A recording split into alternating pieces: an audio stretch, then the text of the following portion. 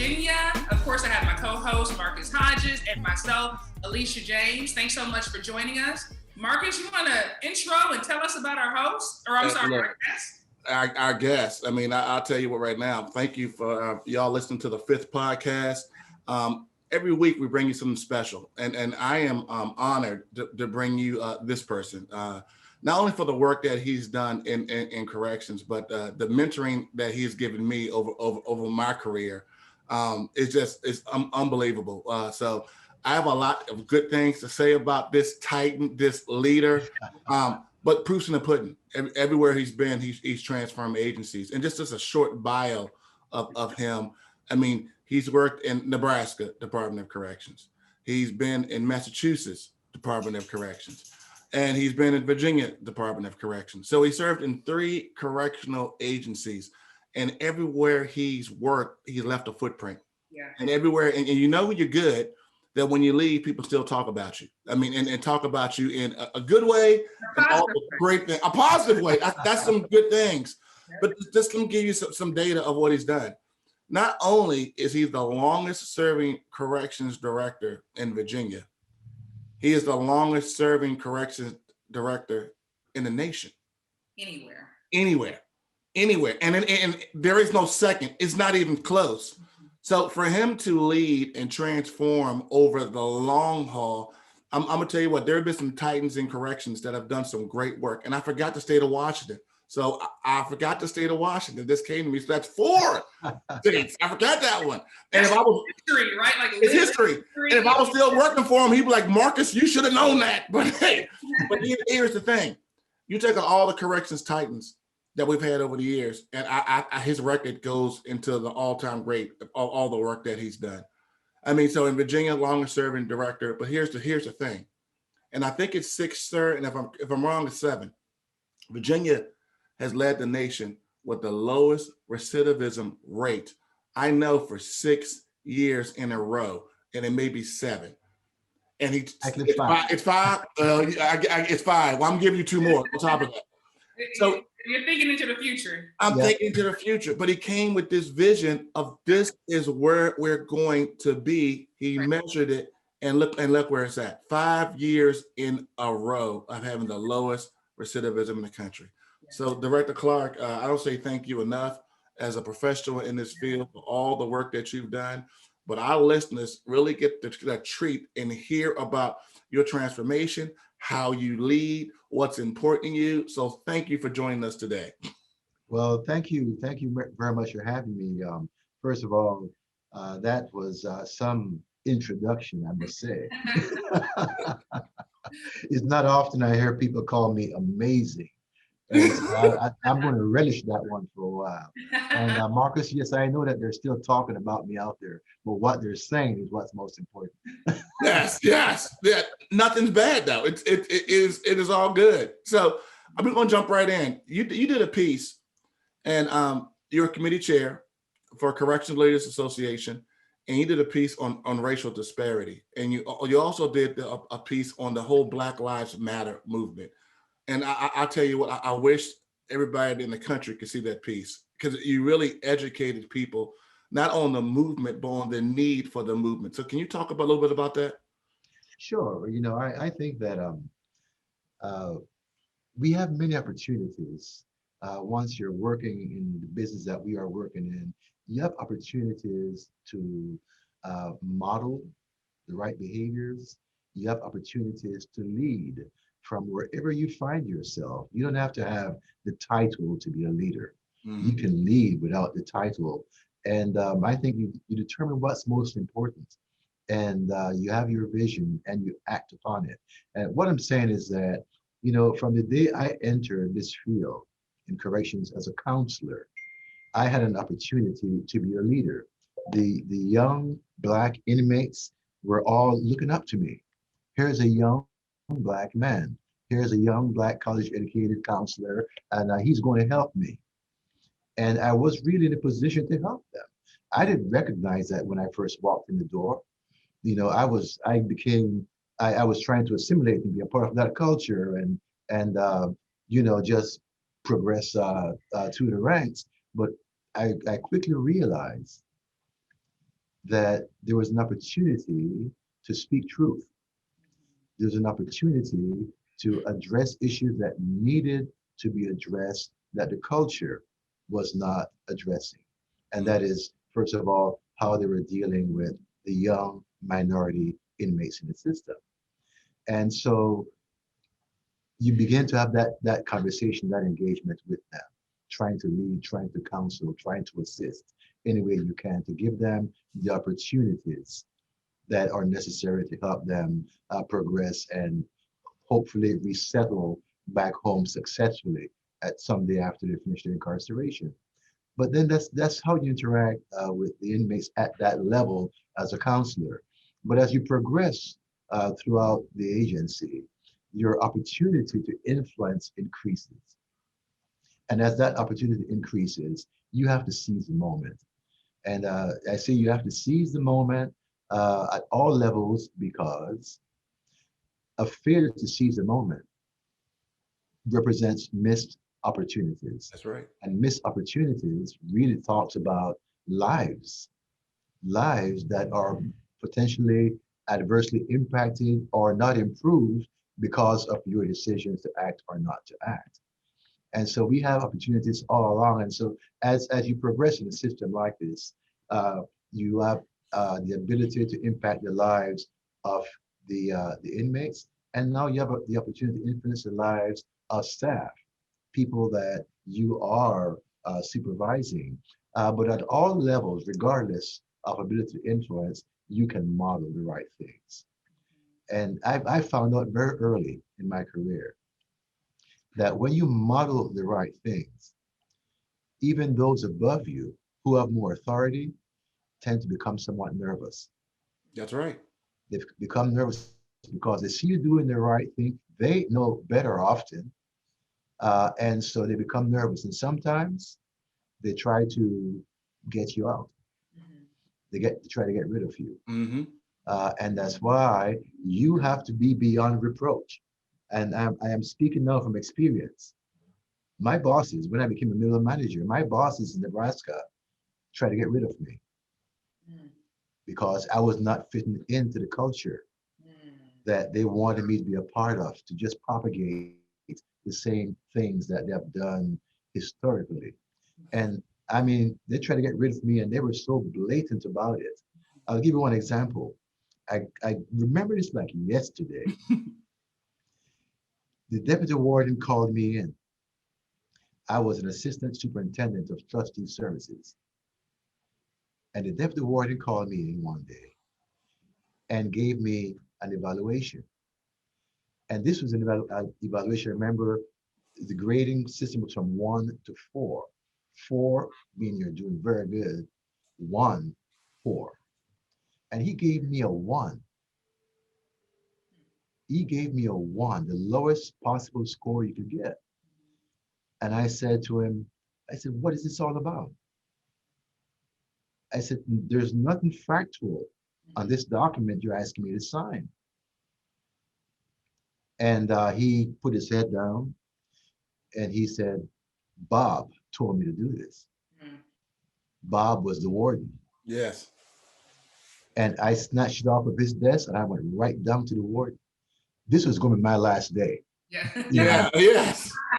and I knocked on the warden's door and I went in and I put the evaluation on his desk.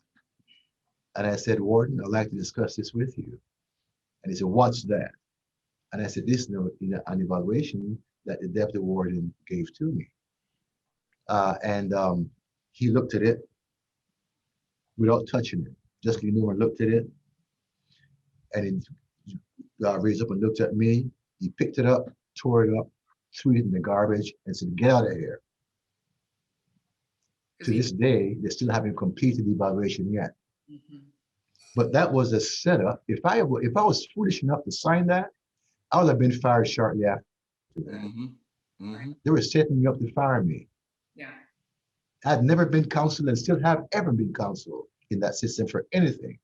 Mhm. But here I was, an assistant superintendent of trustee services, and they're setting me up to get me out the department because I'm a young black male making my way up through the system. There's only one other black male that has gotten that far in the history of the department at that point. And he was an associate warden. Mm-hmm. Eventually he left as well. And so I was the next ranking black person, and they're already setting me up to get rid of me. So those things occur. Yeah. And so you have to model the right behavior. You will get those above you concerned and afraid of what you're going to be doing. So you have to expect that repercussion sometimes, but you can't stop trying to do the right thing, even though it's not going to be easy.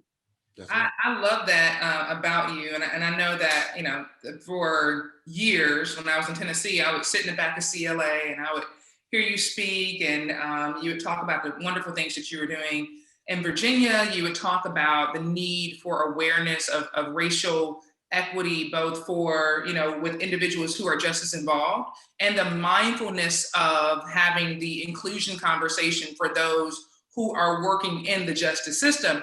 And I always thought, man, this is such a bold conversation to have in that environment. And it seems like, as I read and hear about, you know, from Marcus, the things that you've done, boldness, courageousness is kind of weft throughout your story, weft throughout your tenure.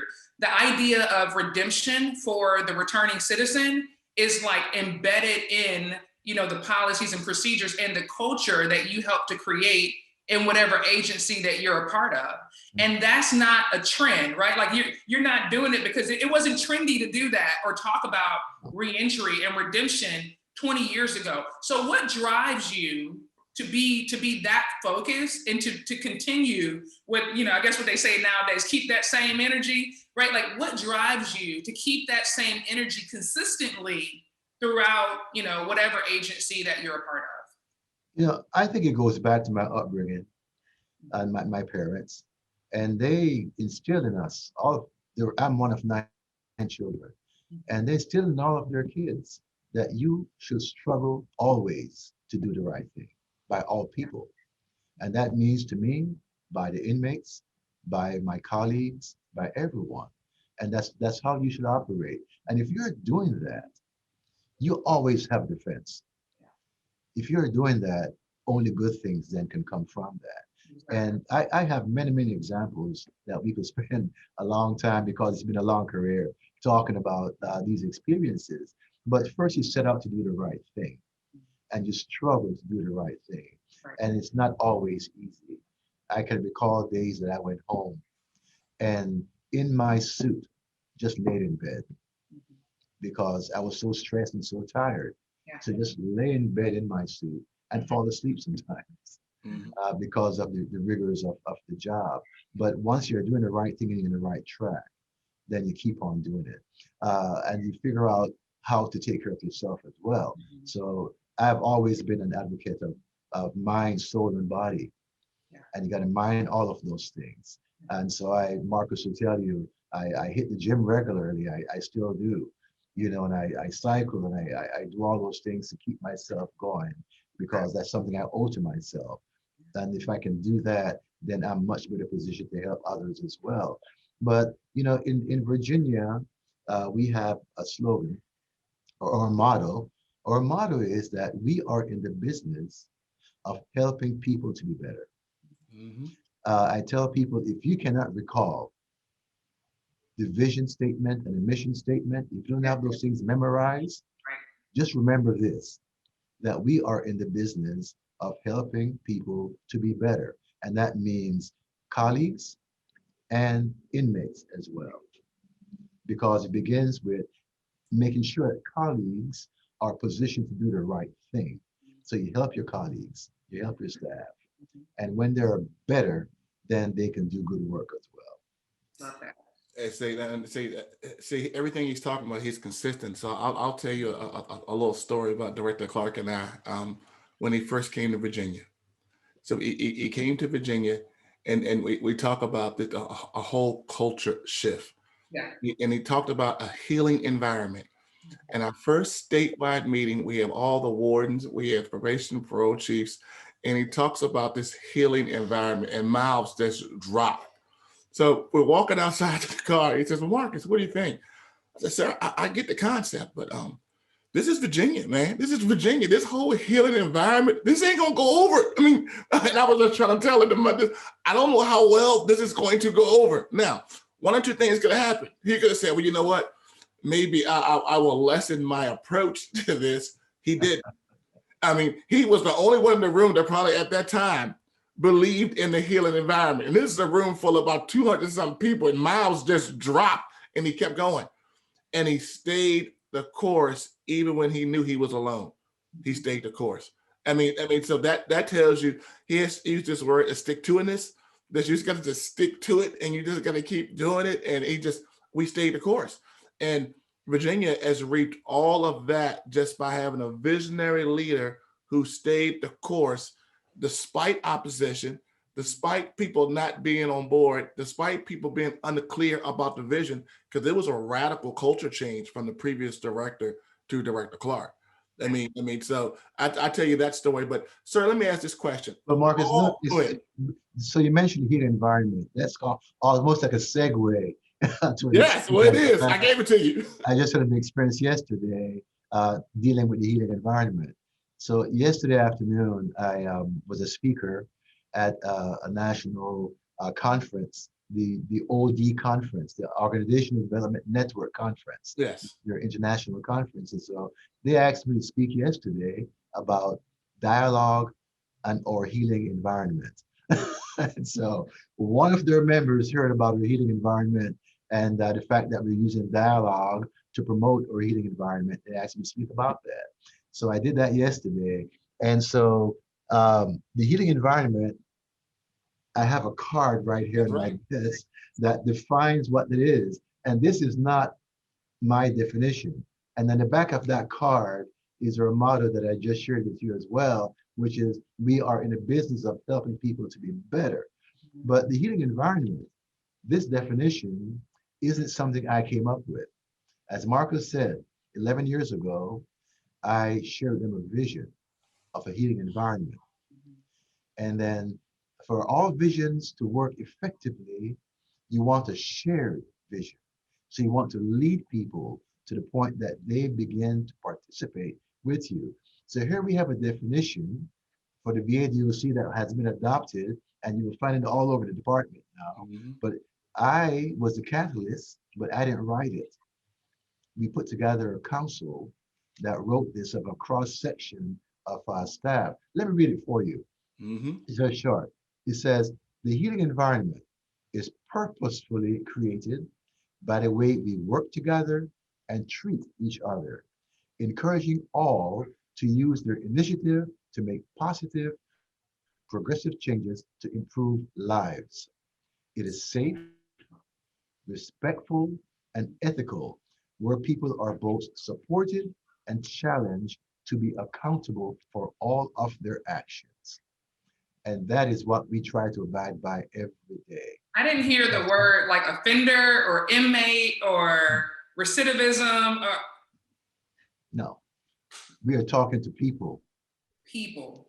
It's a people business, right? Like Exactly. helping We are in business people, helping people individuals, right? Yeah, to do Exactly. better. I absolutely love that. Mm-hmm. You didn't give me one of those cards when I saw you. I need one of those. She will market that. She will market that. She would do. Look, I'm putting up here on my wall I have a wall. You can't see it now, but I have like a wall of influence, things that like motivate me, right? Because I think as leaders collectively in this industry, we have a charge, right, to continue the conversation, to continue the movement beyond words, but it starts with a charge. It starts with words. It starts with vision, and then it's execution of that. And then it's consistent kind of reevaluating how far did we get, what did we do, look at, the measurements to see where do we need to adjust to continue in that movement. And I feel like, you ever seen when somebody will go down and they'll shoot like a 3-point shot, right? And then they're still stuck in that 3-point shot, the hand is still hanging. What does the opponent do? Go back down and score, right? And so you have to be mindful. You have to be in the game, on your game all the time. So that just really resonated with me. And Marcus talked about stick-to-itiveness. This healing environment concept didn't begin again in Virginia. Mm-mm. This is something that I began thinking about in Nebraska. That's right. In Nebraska, when I became director, I said, we have to influence the field. We have to influence the entire field. And so Mhm. from this position, I should be able to do better. Exactly. And so I started thinking about how to do that. Yep. And what better than having a healing environment for everyone Mhm. to influence Exactly. the field? And so this matured Yeah. from state to state.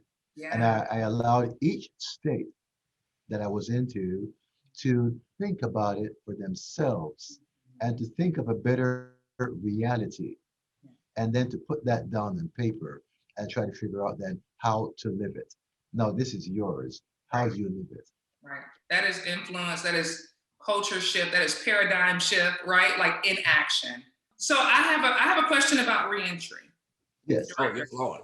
Um, as we look at the evolution of corrections, we are in a time where we see bipartisan collaboration for reentry efforts, realizing that the fiscal component and the fiscal costs are too much. Mhm. And some folks say the societal costs are too much. So no matter where you stand on the issue, there's an agreement, there's an alignment in this season. What do you think is the next step? Like how do corrections leaders really face this paradigm shift, if you will, in the industry where the focus is not about command and control and incarcerating and imprisoning bodies. It's about holding individuals accountable and allowing for a safe and secure environment. But it's a large focus on what that reentry process looks like to ensure that at best as possible that individuals don't return. What do you think is the next, like, how do they really grasp that and really put that into action? Well, in Virginia, we talk about public safety. You know, that's our charge, public safety. But again, when you think of public safety, the best way to achieve public safety is by changing lives. Mm-hmm. Mm-hmm. And how do you change lives? You give people opportunities. You fill the void in their lives that exist that cause them to behave and act the way they did.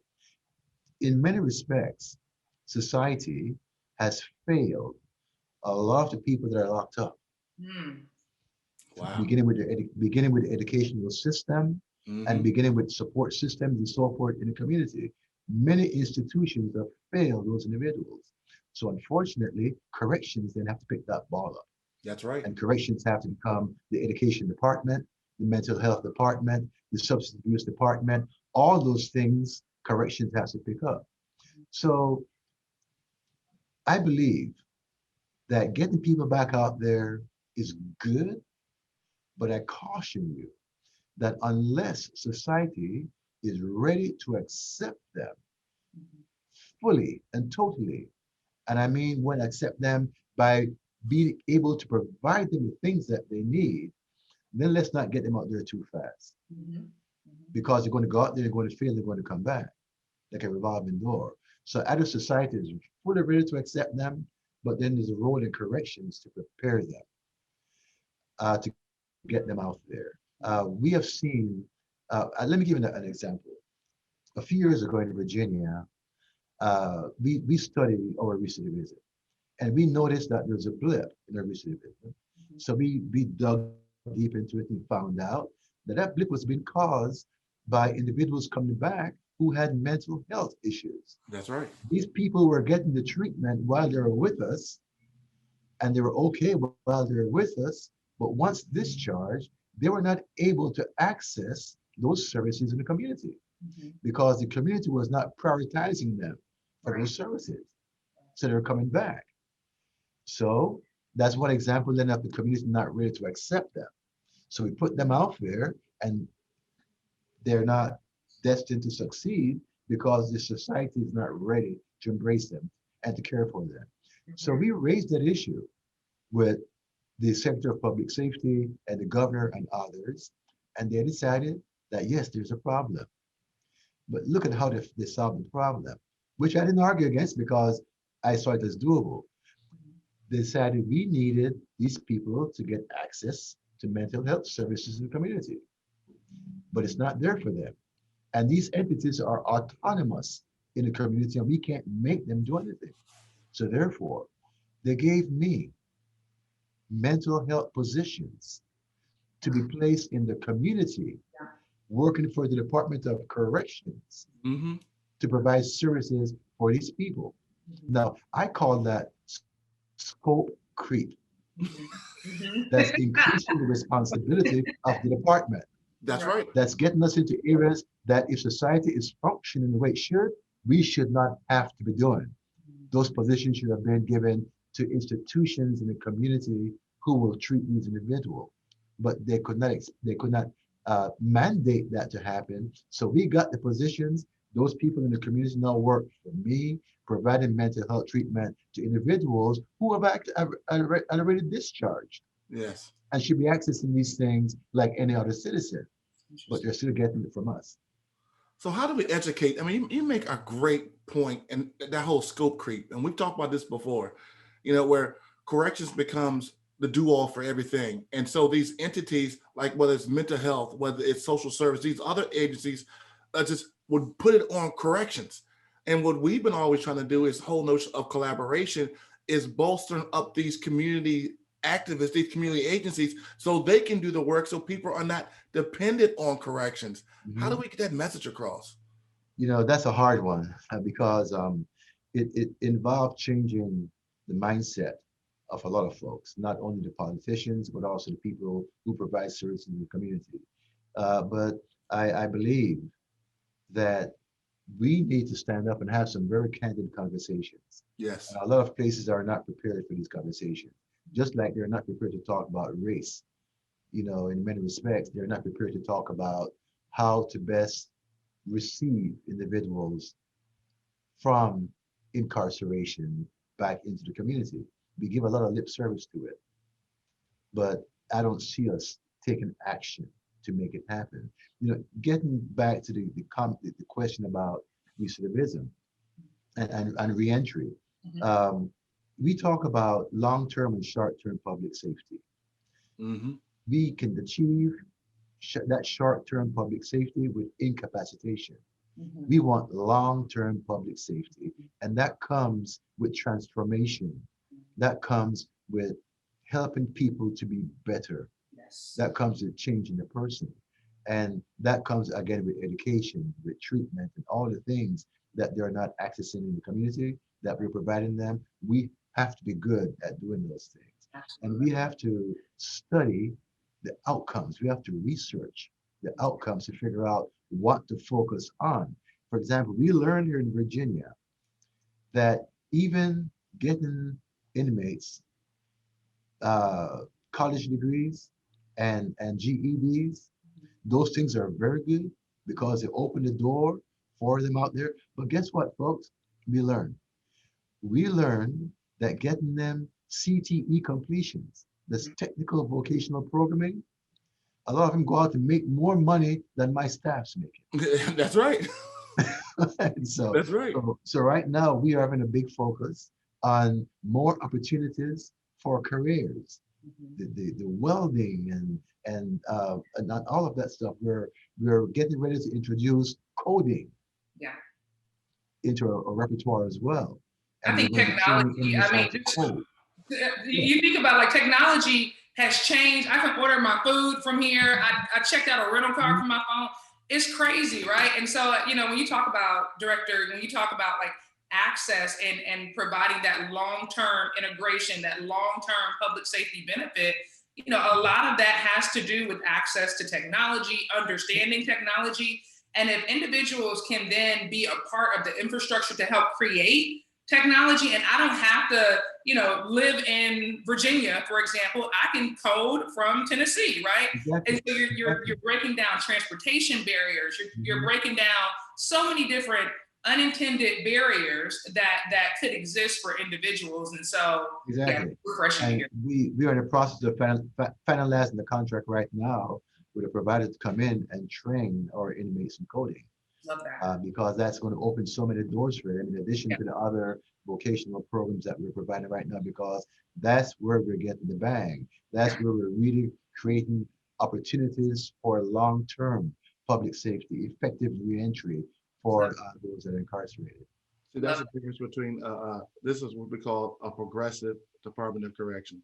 Mhm. And I think we have to we are have to rethink what corrections is.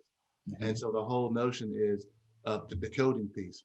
We know darn well if we can provide people at a change in employment making six figures and teach them that skill, it has going to have a huge impact when they leave. I mean, But you just you transform people's lives. I mean, so we talk about criminal justice transformation and Mhm. reform. We know what to do. The key is, do you have the leadership and the vision? And I'm gonna go back to what his word, the stick to itness to do it. yeah, exactly, exactly. But I'm all for education. I'm all for inmates getting their GEDs and college courses and graduate degrees and so forth. But the research is telling us that not everybody wants that, That's right. and it's also telling us that they can get a faster start by getting the skill and vocational training and going out there. Plumbing, electricity, HVAC. all of those things. We're providing training in those areas and we're trying to expand because, again, you have to research what you're doing to see what the outcomes are. And the data is telling us that's where we ought to be investing. But let me get back. I know time is precious, but I wanted to comment about you began talking, Marcus, about my comments on racial disparity. Yes, sir. And that is something that is very challenging for most, in that a lot of people, a lot of my colleagues that are responsible for agencies are not comfortable addressing that, just like folks in other walks of life. And if you can't address it, then how are you going to change and make progress in that area? And so that's an ongoing struggle. And I have served as the chair or co-chair of the Racial Disparity Committee for a long time in the Association of State Corrections Administrators, CLA. Uh, and I have seen a lot of directors come and go, and some will not even talk about the issue.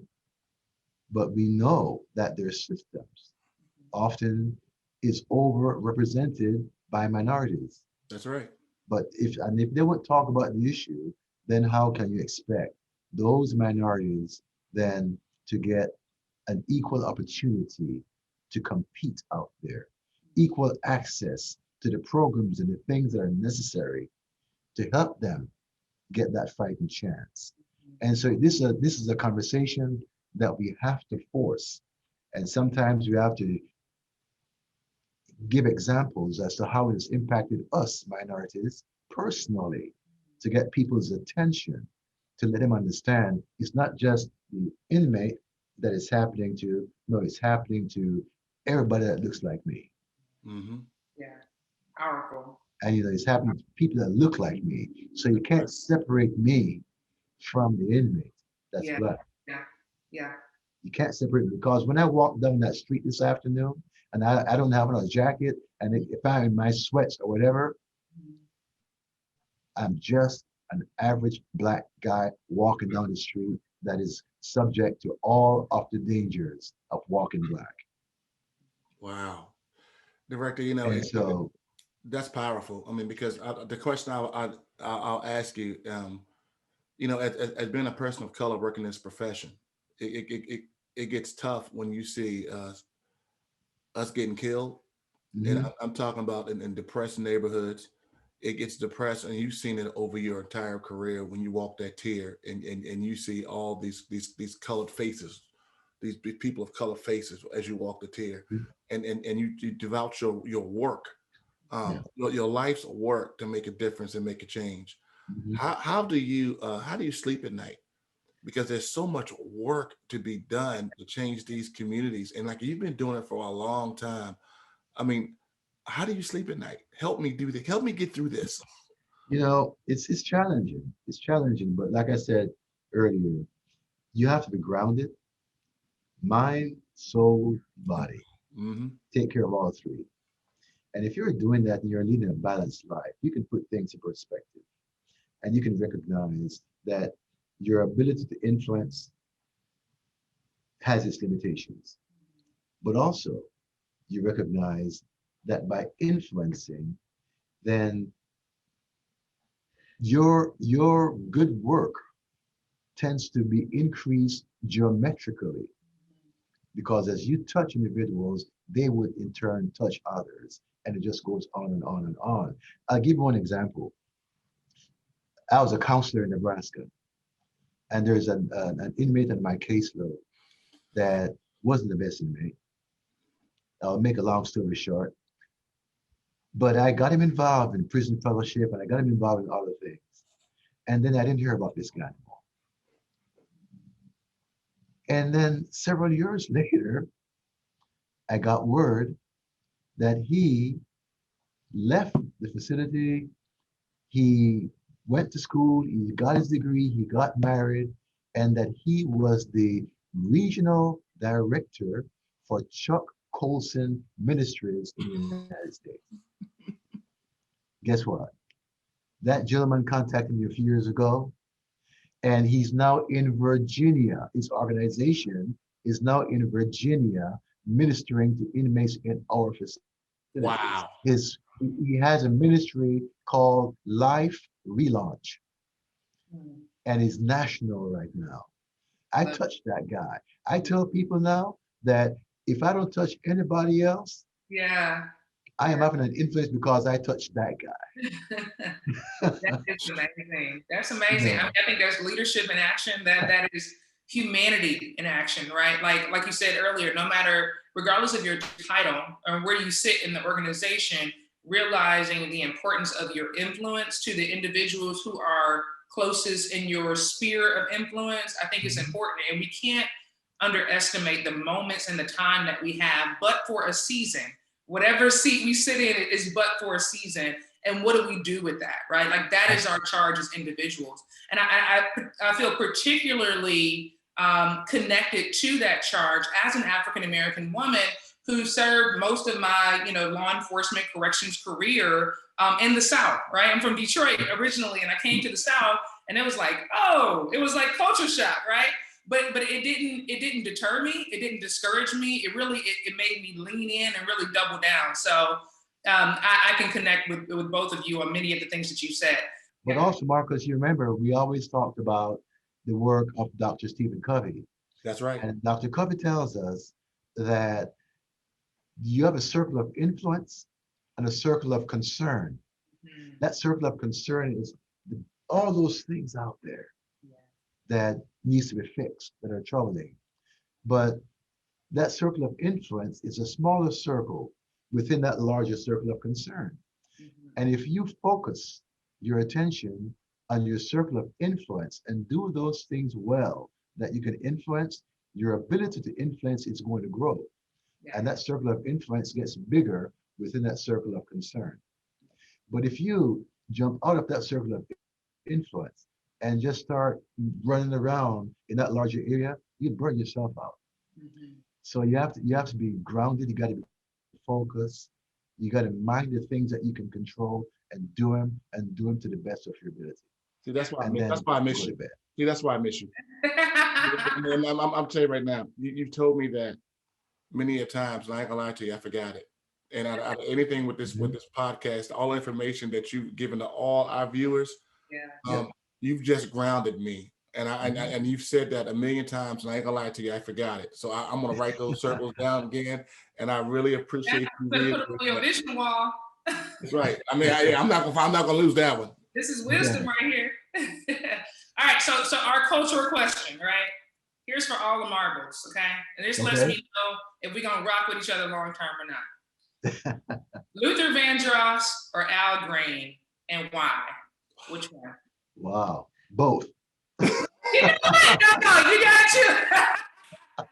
I like them both. There you go. But if you had to pick one, hierarchy, which one is hierarchy?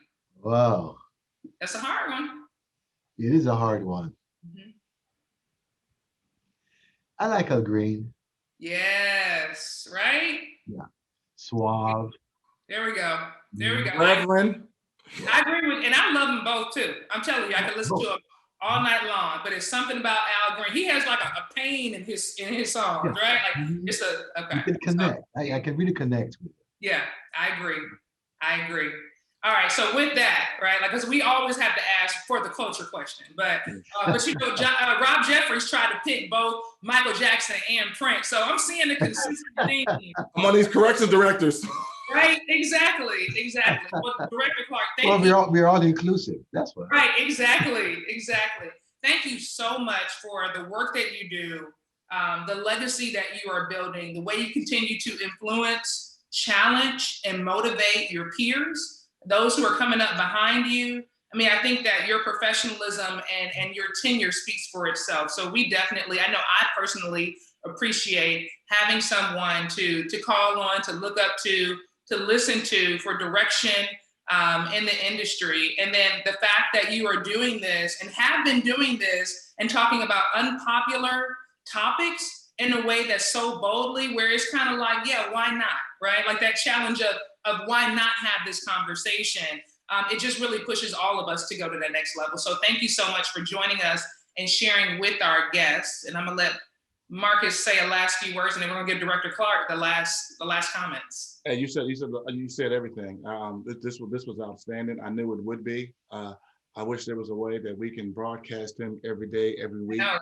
Corrections professionals, because I mean, we talk about criminal justice transformation, and we have a person who's been doing this whole career. So this thing about transformation, that didn't happen because of George Floyd and Breonna Taylor and those people. We have been on this reformation tale for a long time.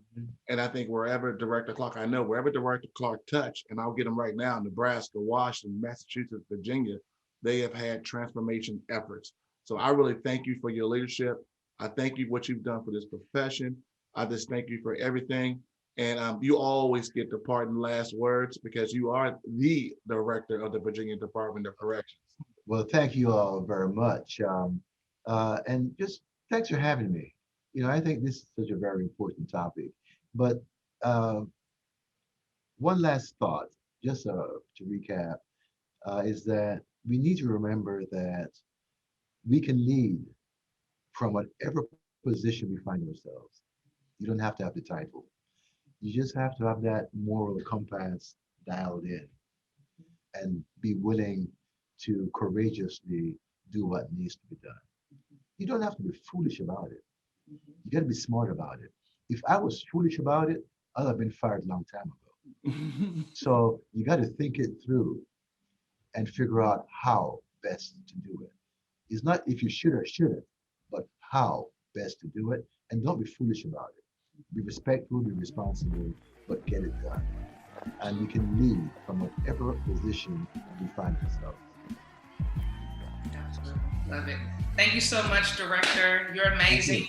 Thank you to our guests. Thank you for watching. Make sure you tweet us, like us, share us on all of our different platforms. Feel free to reach out. We would love to have your questions and respond to your questions. Marcus, we need to probably do a whole episode just on questions. Get some questions From our viewers. So thank you so much, and we will see you on the next one.